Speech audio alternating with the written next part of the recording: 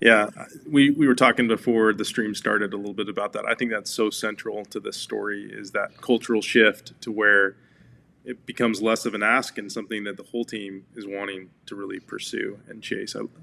I love that from your story. Um, Tell us a little bit more. You mentioned at the beginning before we went into the tools and the experience here, different teams that were involved. But let's dive back into that just a little bit. What did each team bring to the table that made this an exceptional project?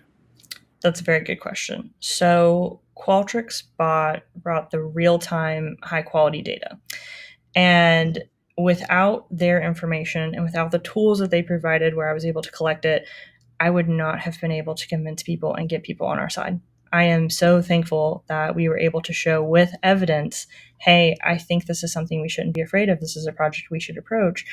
It made all the difference in the world, and hesitancy was greatly reduced as we went into this.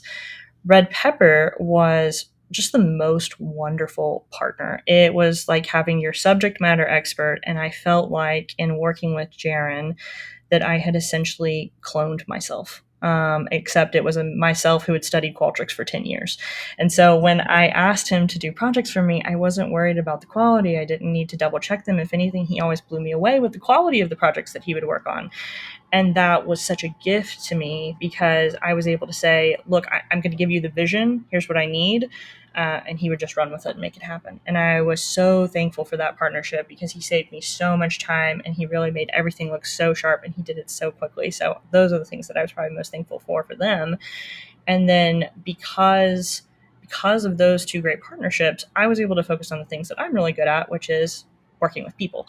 So I was able to tell the story internally, updating people in teams, constantly getting people really excited, praising and rewarding people.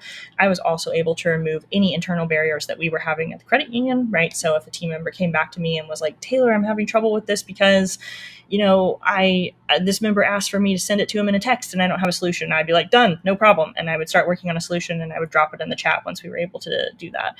So because I was able to focus on the things that I was good at, it ended up, just working out beautifully. And I feel like it was such a cohesive relationship that made the project successful.